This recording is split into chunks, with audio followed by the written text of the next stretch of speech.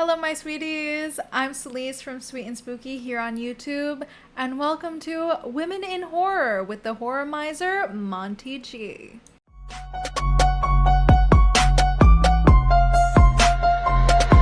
Y'all ready for this?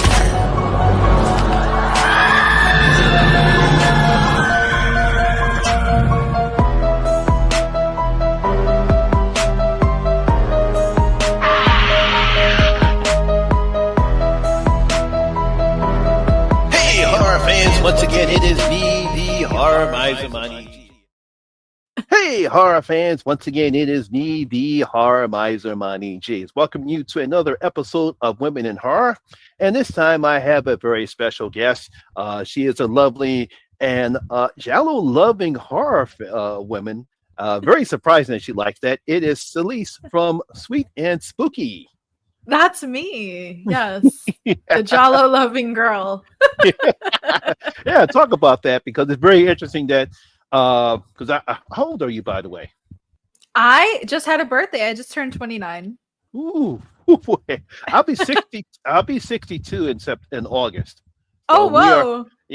so we are generations when it comes to horror. So I find it fascinating that you actually love giallo horror films. We'll talk about that later. Yeah. So actually, we missed each other last year at the Monster Mania. The Monster Oh, Mania. did we? Yeah, we missed. Yeah, because I saw you put up the pictures of you meeting Yes. Marissa Borello, and I said, Yeah. "Hey, I'm here," and you said, "Oh no, I'm only here on Saturday." I was there for the whole weekend. Oh, that's right. Mm. Yeah. I usually like to go only on Saturdays because a whole weekend is really overstimulating for me. Cons can be a lot, especially like when you cosplay and stuff. Hmm. Yeah, so I saw the picture. Say, how was it meeting Melissa? And it was nice that you were able to get her to do that little prop that you had that she did for you. Yeah, it was so nice. She was really nice. She takes her time talking to everyone, and she was very sweet about my bimbo ghost face cosplay. And she Hmm. she loved it. I was like, "Oh my god, will you take the phone and like do a pose?" She's like, "Yeah, of course. Like this is so cool. You look amazing." Yeah, Hmm. she's really nice. Yeah. Hmm. I did a professional photo with Robert on Saturday. That's probably why I missed each other because I was waiting because I got there around 11, so I had to wait for my turn to take the picture with him. And Mhm. then on, I think later on, I took a picture with Ashley Lawrence, and I Oh, ran to Doug Bradley, and then nice. on Sunday, took a picture with Mary Shelton. I think this was Mary Shelton on Sunday. So oh yeah, but yeah, it was a great time. Had fun there. Yeah. How long was that Robert England line? It's not long. They actually do a pretty good job of getting people lined up because they get you in rows.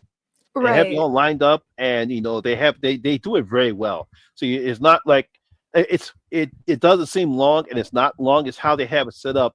Because when it's your time, they'll get you to go around in the circle, and once you go Um, behind the photo group, you can actually see him right before it's your time to take the picture. So, oh, like I say, nice. yeah, it's very well organized. So it's nothing crowded, and no one's pushing or getting or shoving or no one's complaining like that. They do a pretty good job. That's good. Mm. All right, now let's talk about women in horror. Now, one of the first questions I ask, because I get asked this question a lot. Now, as a woman, as a nice young lady such as yourself, how in the world did you get into horror? Because we all know that women are not supposed to like horror. They're nice and sweet and all this sugar and spice and everything nice. But how did you get hooked into horror out of all the genres of films?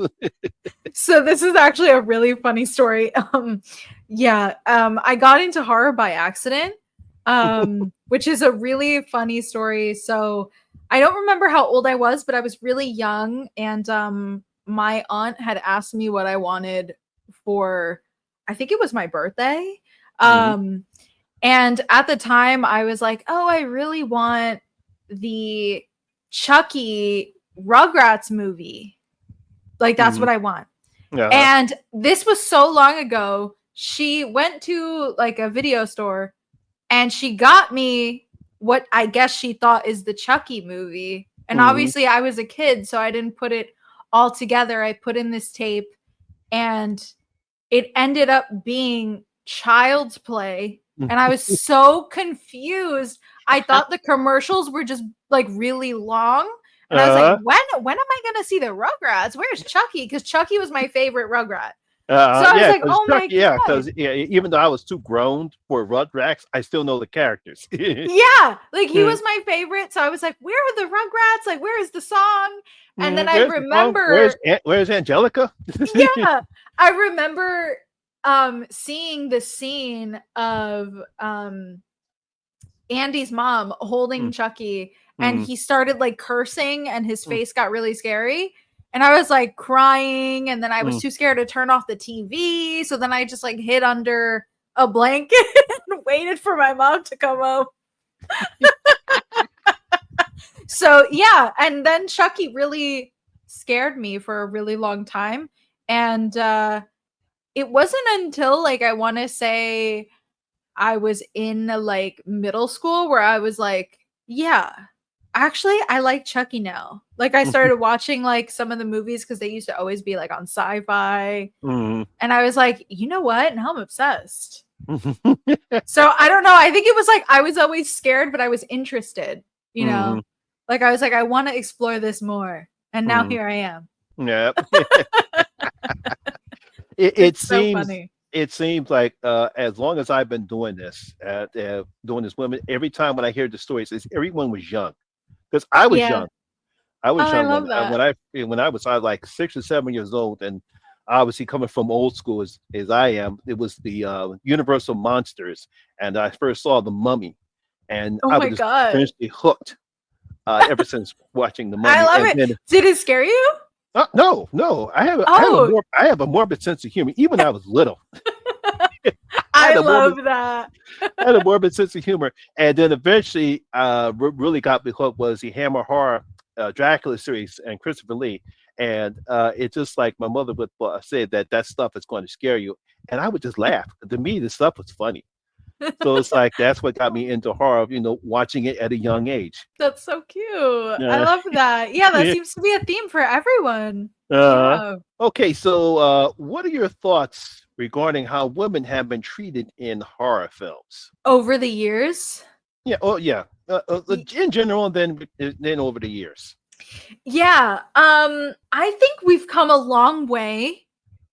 I watch a lot of all kinds of horror movies and it's interesting because obviously like many decades ago, like a lot of the time these women in horror are like in these old movies it tends to be like the damsel in distress and things like that, but then there are also like a lot of these movies that are older that are like so ahead of its time with Mm. characters that are like business women and like get shit done, you know what I mean? So it's interesting how it was kind of like that, but now I think we're kind of getting to a place where like we have a lot more like stronger women in horror. There's still stereotypes, but I feel like we're getting past it. I feel like we're getting like more rich characters. Yeah. Yeah. For me, I think women in horror films have has definitely has turned the corner since other than just being the damsel and the stress and having to be rescued by a man, where the women Yeah. actually have to they can actually rescue themselves. Yeah. They're not the dumb blonde person or making stupid mistakes. They actually do smart things. And I think that's what women have come from, I would say, all the way back from Universal Monsters, even in the Hammer horror films and in the 70s and the 80s with the slasher films up until now, where we have not only have strong final girls, but we also have strong women in these horror films now. I mean, take a look at Get Out. No, not Get Out. Not Get Out. Nope. No, Us. Us. Yeah, Lupita Longo. She's a very strong final girl, even though we find out that she wasn't the final girl in the picture. But that's basically Right. what we're seeing right now, and all these horror films now is that women are very strong, they're capable, they can handle themselves. And I think that's what has changed all Yeah. throughout the horror genre. Yeah, and a lot of like of what we have now, a lot of modern movies, even in slashers, sometimes the women aren't even in any relationships, which I love Hmm. because like not everything has to be about, you know, this woman with a man and the man comes and like saves the day, or you know, like I want to see like a single woman who Hmm. like is getting shit done. You know what I Hmm. mean? And I feel like we have a lot of that. That's also why I like giallo films, is because a lot of the time it's like a woman who's like, you know, has like a really high end job and has her own place and like Hmm. she's established and like she's not depending on somebody to be like, oh my God, help me, you know? Help me, please save me. Yeah. What do you think are the differences between women used in horror films, such as the damsel in distress, to what we have now as the badass final? What do I think is the difference? Hmm. Sorry, could you elaborate? All right, I'll tell you this way then. In horror films, I would say back in especially during the 50s, Yeah. it was always the damsel in distress. I'll even take it to the Hammer horror films. The woman always would find a way to get caught by the bad guy, or they get attacked by the monster, and then they have the man to come save them. As Right. opposed to what we're seeing now in modern horror films, where the woman doesn't need the man to save them. So, what do you think is the differences? What do you feel is the difference between those films? Do you think women are now becoming more respected as opposed to what we've Oh, seen before in the old horror yeah. films? Hmm. Yeah, I definitely think so. I think we are turning a page. I don't think we are fully there because I still think that we need more women directors as Hmm. well in horror to write more authentic pieces and authentic characters. But I do feel like yeah, we are getting a lot more nuanced like characters now. I think Hmm. everybody really wants that. We're at like a place where everybody, women especially, really want to feel seen and don't want to feel one dimensional. So Hmm. I think we are getting to that place because even in Scream, in the new Scream movies, in Scream 5 and 6 with Melissa Barrera's character, I Hmm. feel like she's a really strong final girl that is nuanced, that is complex, and is not dependent on anyone. Hmm. And I think that's what we're really yearning for and what we need. Hmm. Yeah, despite the fact that Billy Loomis is her father. That, yeah. Yeah, I actually, because that's one of the things I actually liked about Scream 5 and Scream 6, but especially Scream 5, because I felt as though that it was enough with the Holy Trinity, not the Holy Trinity, I would Core say, four. not, yeah, I thought it's fine to get away from the Holy Trinity of Gail, Sydney, and Dewey, and we Right. need some new characters, and we eventually got the core four. So that's one of the things I appreciated. What they finally did was like, okay, we really can't do anything more with Sydney's character or Gail's character or Dewey's character, even though they finally decided to kill him off. Mm-hmm. We need some new characters, and I thought they did a good job in bringing in the core four.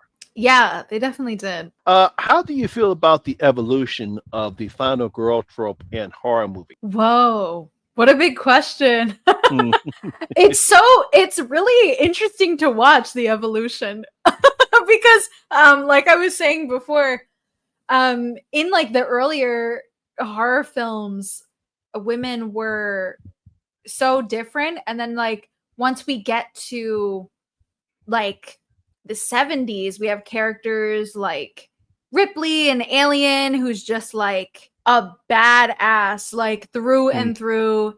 Like, it's really interesting. I think it kind of shows like what was going on during those times, especially Alien, especially. But yeah, it's just really interesting to watch because now today I feel like a lot of our final girls are very relatable in general, but also relatable to the time, if that makes sense.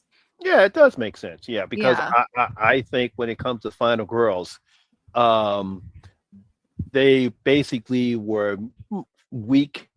They were scared easily, but they fought. I think out. Yeah, they just weren't written well, you Yeah, know? it was that. I mean, other than Amy Steele and Friday the 13th Part 2, I think she's one of the few Final Girls that actually was smart enough to understand Jason, Mhm. as a character Jenny. And, Nancy was pretty good, as far as like some of the Final Girls but now, what the Final Girls now, what we have Melissa Borello, we have Sydney, we have some other Final Girls that are actually now are more stronger. They can defend themselves. They're not weak. They fight Yeah. back and they use their brains and stop making stupid decisions. So I think that's what we've seen over the changes when it comes to Final Girl, when it comes to the Final Girl trope. Yeah. Yeah, I agree. So Mm-hmm. interesting. I even think of like Wendy Torrance, how like Mm-hmm. in that movie she starts off as really like, super dependent on her Mm-hmm. husband and like kind of like crying and not knowing what to do, and then we do get her fighting back as the movie goes on, Yeah, yeah. which is She yeah. seems like the typical, wife, dutiful wife, and then finally, when she realizes that she has to defend herself and defend her son, she starts Yeah. to fight back, and she does a Yeah. good job in fighting back.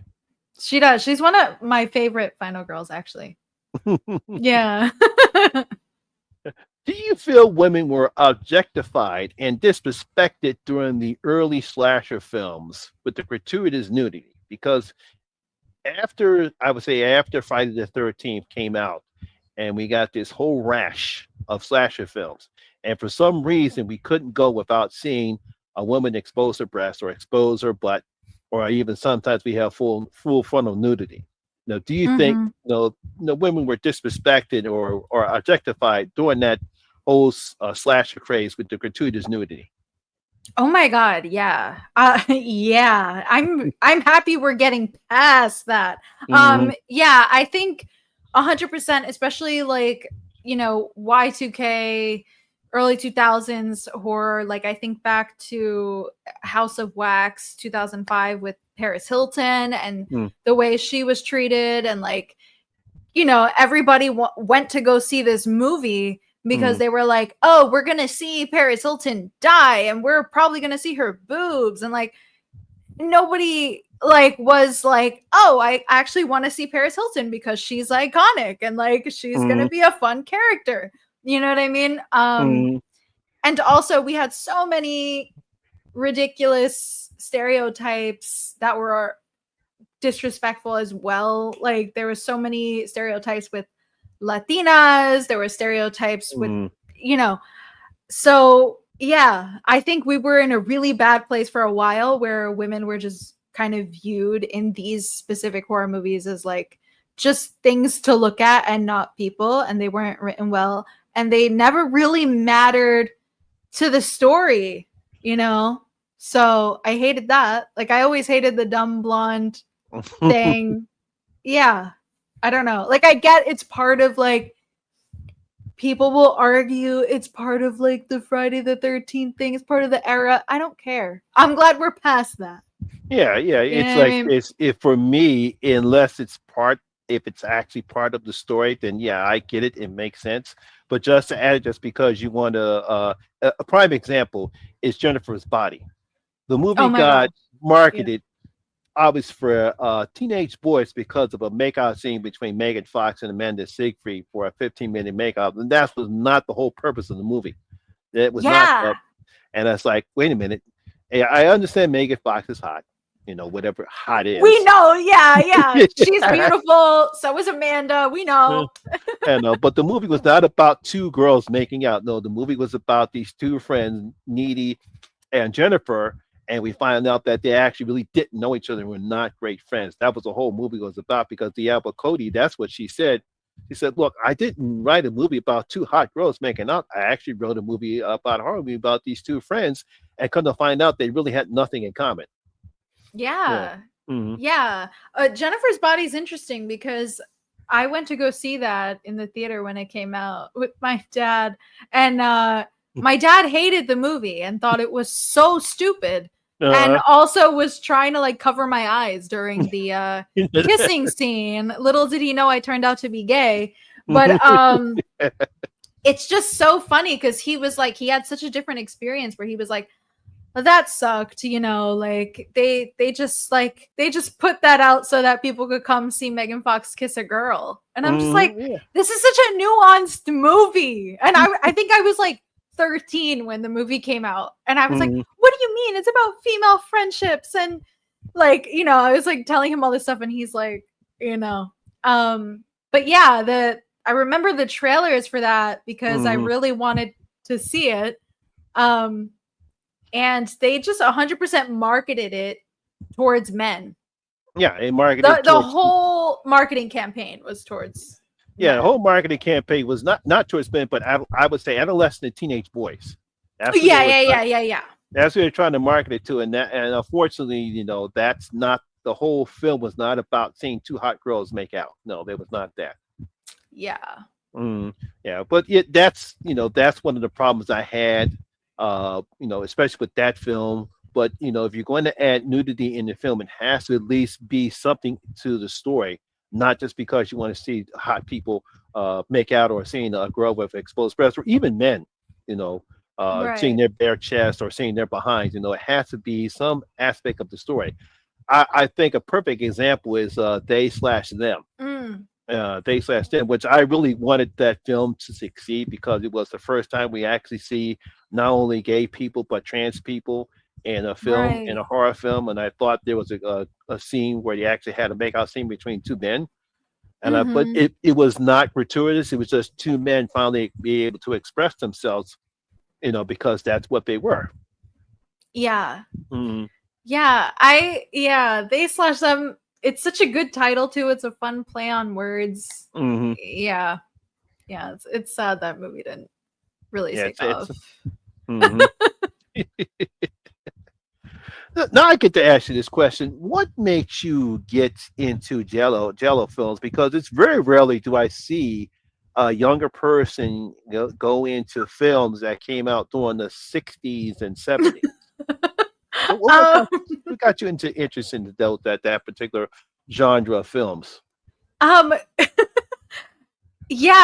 So I studied acting and I studied film in college, and I want to eventually make my own films, and so giallo really has been something that I wanted to get into to study because 70s like era of horror films is like my favorite era. Especially like late 60s, 70s, like Rosemary's Baby is my favorite horror film of all time. So I kind of got into giallo to really like, first I watched Dario Argento to really like understand his filmmaking process and like see what he does with lights and stuff. And then suddenly I got so wrapped into it. I became obsessed. I love a good murder mystery. And another thing about Jolly is that they're not like these, like, a lot of people think they're really ridiculous and stupid and have stupid plots. And a lot of the time, yes, the plots are convoluted. It's stupid. It's silly. But there are some really good ones with really good characters and really interesting stories. And I think a lot of the ones that have Edwidge Fenwick and George Hilton are the ones that like speak to me. And they also have just like great fashion. Everything is so lush. And so, yeah, I just got wrapped into that. I love the aesthetic. I feel like it's so cinematic, you know? Well, it is a different style of filming. Yeah. I just forgot the name of one of my favorite giallo films. Oh, Suspiria. Oh, that's right. See, Suspiria. So did you like the original or the remake? I prefer the original. Yeah, there are aspects I like of the remake, but I don't think the remake works for me as a whole. But I love the cast. I think the acting is really great. But the original is very, very special. Yeah, I like I wanted to like the remake. I thought the remake was okay.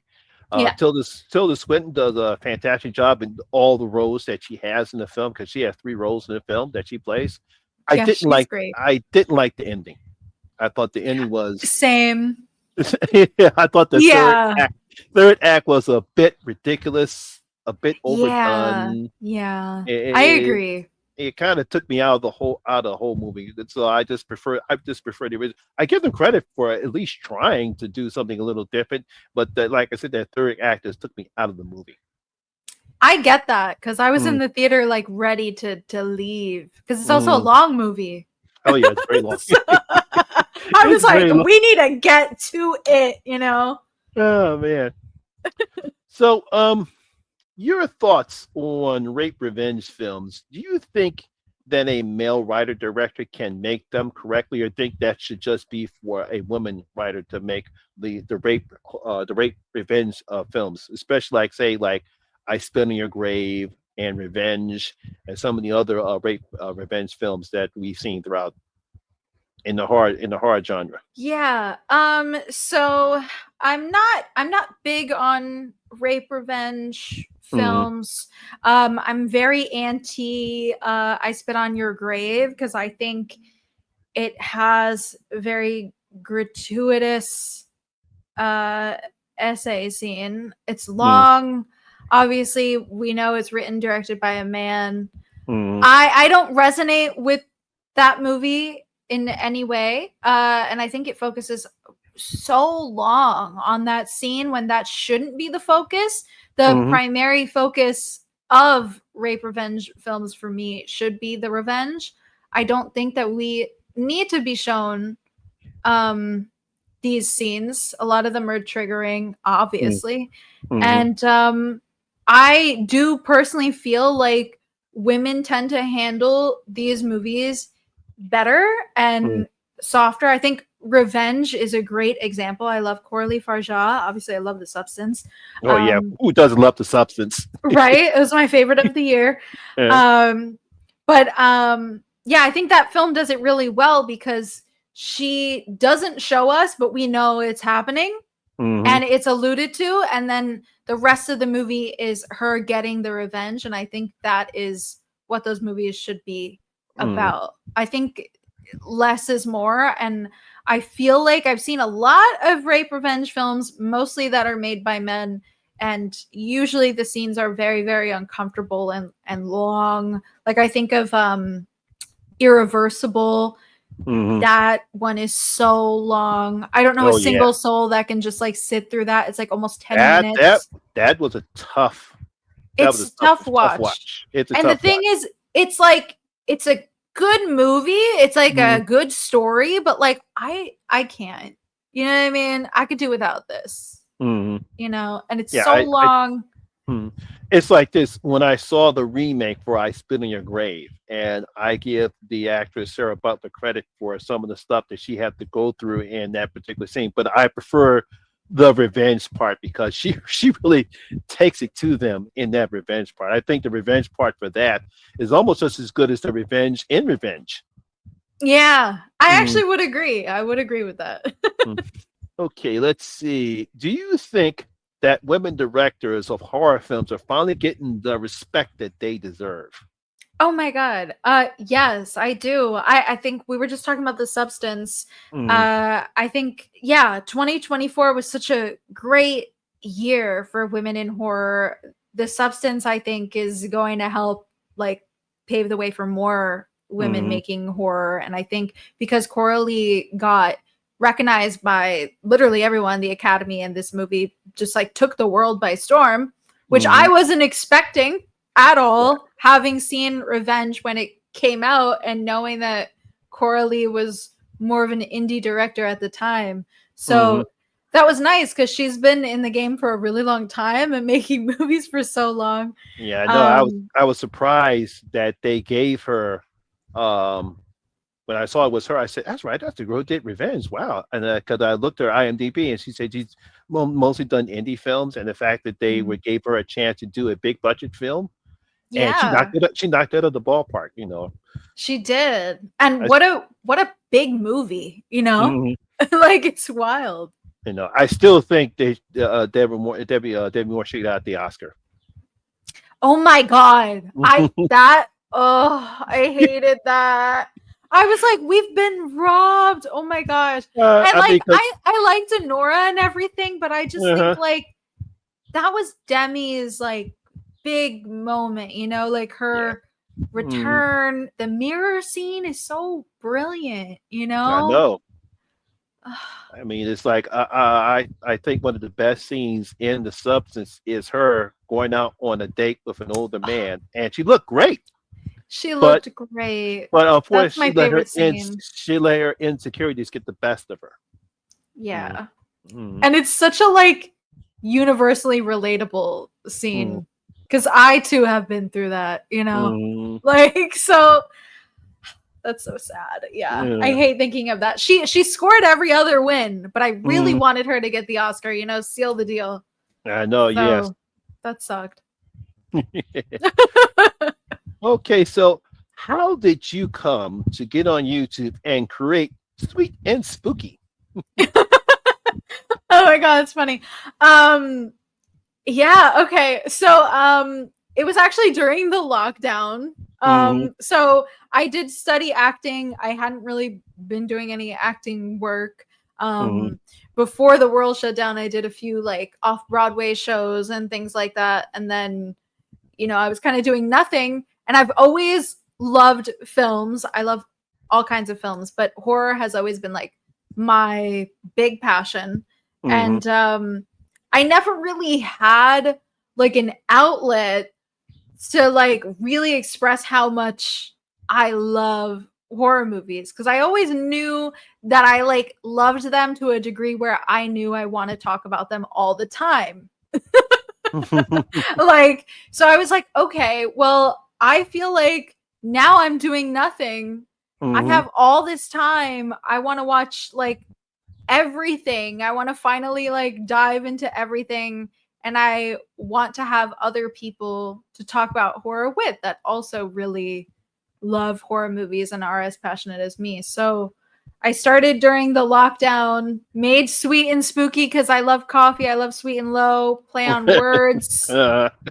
Uh, Yeah, and then it kind of developed, and now I have a headless butler with me. His name is Cornelius. yes, yeah, because I was like, I love the Cornelius trick because I'm pretty sure it's not easy trying to do that without his face being. And It's not. You it is. should see. It's No, it's crazy. probably not easy doing that, but I give him credit. He does a fantastic job with it because Thank you. that's really got me on your channel is watching him, and then when Oh, that's so he nice. rubs the cat. Yes, that's my cat. Yeah. Yeah, I've always been really inspired by Elvira, and I Mhm, really wanted to like kind of bring back this like horror host kind of bimbo vibe. mm, mhm. And I felt like that was kind of not really on YouTube. And horror hosts are kind of dying, you know, like we don't really I know, have yeah, many. I know. Other than Joe Bob Briggs, we Joe really don't. Bob. Yeah, other than him, we really don't have any other than him and Elvira. Even though Elvira is still out there doing it, but we really don't have horror hosts. Because I grew up with horror hosts. Because here in Philly we had Doctor Shock, Oh and wow. then we had this local girl. I can't remember her name. She used to host a late night show that showed a lot of B horror movies. It was called Saturday Night Dead, and I forgot the woman's name. She was supposed to be the man eater from Manioc. Oh I can't remember her wow. name, but that was her tagline. She's the man eater from Manioc because she actually lived in Manioc. Yeah, Oh, but cute. I love that. Yeah, I love horror hosts. So, mhm, yeah, I really wanted to kind of bring that late night vibe to my mhm. channel. But yeah, Cornelius, he's a great guy. Just tell him I said keep up the great work. I will. I'll let Mm, him know. He's yeah. floating about. Okay, this probably might be an easy one, but who is your favorite final girl and why? Oh my gosh. I you know it's so weird because I feel like it just changes all of the time. Mm, Because if you would have asked me this like 2 years ago, Mm-hmm. I would have said Laurie Strode. But Mm. now I'm at a point where I'm pretty sure it's Sienna Shaw from the Terrifier movies. Oh, yeah, yeah. A lot of people like her. Yeah, and I think it's because she also is a really nuanced character that has been through a lot, and Mm. she fights like hell for her family. She doesn't care about having a boyfriend. Like there's Mm. no love interest. Like this is about her Mm-hmm. fighting back against art, and I love like how the story is unfolding, and I just think that Lauren Lavera plays her so well. I think Mm. she's a very relatable character. And as someone that has anxiety too, I just love seeing the representation of anxiety and mental illness too. Mm-hmm. Oh, yeah, yeah. I think she's done a good job in the role. I liked her character because if I think I remember correctly, they wanted the first girl to. She didn't do a lot in the film. I think Damien Leone said that was his mistake in the first film. That's Yes. why he created. That's why he created what you call him in the second movie to have a person that had a little bit more, and that's the reason why now she's become so popular now. So Yeah, she's so she's great. I mean, she's synonymous when it comes to Terrifier. Yeah. I mean, and talk about a bad Mm. bitch that gets shit done. I mean, like, she's so, yeah, she's All awesome. right, but the final question is that you are an actress and you do films. If you could create a horror film, what type of horror film would you create and what subgenre would it be? Oh my God. Wow. Oh my God. I want to make everything. um wow, I want to make my own giallo someday, like a modern Mm, giallo. Yeah, I think I would love to make, yeah, I think I would love to make a giallo, and I would love to cast primarily like Latina people mm. in it, because lacking in that. I get Yeah, I it, it's know. Yeah, that. Italians, but like half of the Jollos, they're not even really Italian and they're dubbed over, which I'm sure everybody knows. But Yeah, because we really don't. We didn't really because when it because first of all, it was hard for African Americans to get major roles in films, and I'm yeah. pretty sure just as hard as for Latinas and Latinos to get cast into our horror films. It's like Yeah. I'm trying to remember.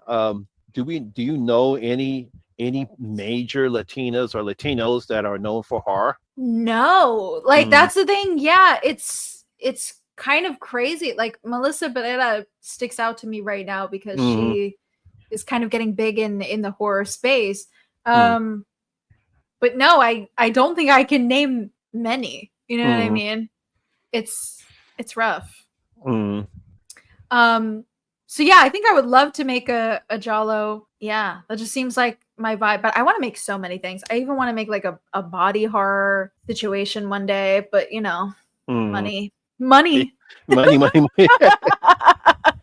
It's funny because back when I was in high school, I was part of this trope called the Philadelphia Youth Theater, where we used to do plays at the Society Hill Playhouse in somewhere in South, not South, somewhere in Center City, and that's where I got some of my acting chops into in doing plays and doing some acting. That eventually, that's how my hook name became prevalent because that eventually got me to some dancing and eventually right before I got married, which I during my clubbing days. Hence the name Money G. That's what my boys used to call me. I love that, the clubbing days. Yeah, That's the clubbing thing. amazing. Yeah, clubbing days. So unfortunately, the moves I did back then I can't do right now because I got bad knees. You know what? That's okay. You're Yeah. still iconic. You're still Monty G. You know what I mean? Yeah, my boys can see me now. I love that. We should club together sometime. Oh yeah, oh yeah, because it amazes me because when I was when right before when I was watching horror films and people would call me weird, And it's like, buddy, you like all that weird shit. Do you like all that horror shit, right? I said, yeah, horror film is fun. And I could Yeah. never talk to anybody or even meet anybody that actually enjoyed horror like I did. So being in the horror community and meeting people like you or the horror addicts or sledgehammer horror, or even the Mm. people I'm friends with like Sean, Patrick, Jen and Velvet, all the people that I met on YouTube to the horror community finally gives me pleasure to actually talk to horror that people who love horror just as much as I do. Oh, So I we can love we can all we that. can all be weird. Yes, I know. You know what? The Mm. normies don't get it. They really don't. They really It's don't. a loss for them. We're having fun over here. Because good example. When The Exorcist first came out, I snuck to go see it because my mother would not let me go see it because she thought it was too scary for me. Did it scare you? No, it. I always Wow. tell people when the Exorcist first came out, and no one ever saw a movie like that. And so when Mm, you see the crap that Linda Blair goes through, Reagan goes through, people actually did throw up. People yeah. actually screamed like mad, and people actually ran out the theater. I think the scene where she masturbates with the cross, people ran out. When she turns her head all around, people threw up. When she's Oh my flopping god. up inside the bed and screaming at the doctors to F her, people screamed. That actually did happen.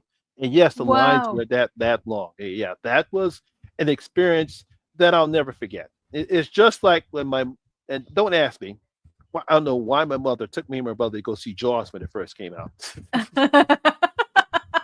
The advantage of being born in this, being the last of the baby boomers and being raised up in the '70s, you get to see the stuff that happened during the '70s, just like you like movies during the '70s. So watching those movies the first time when it came out, whether it's The Exorcist, whether it's Shaft, uh, Blackula, Scream, Abby, all those horror movies that came out during the '70s, Black Christmas, I saw them all.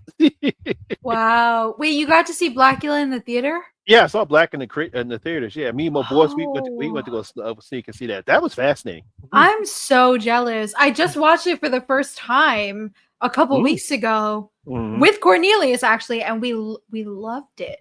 I can't mm, believe I've been sleeping on it for so long. It's so good. mm. So fun. So I want to thank Selis, Sweet and Spooky, for joining us here for Women in Horror. I want to thank you very much. I will have a link to her channel in the description box below. If you have not subscribed, please check her out. And if you want to get some education on some Giallo films, she's the one you got to talk to because she loves them and she knows her business when it comes to those films. Yes, I do.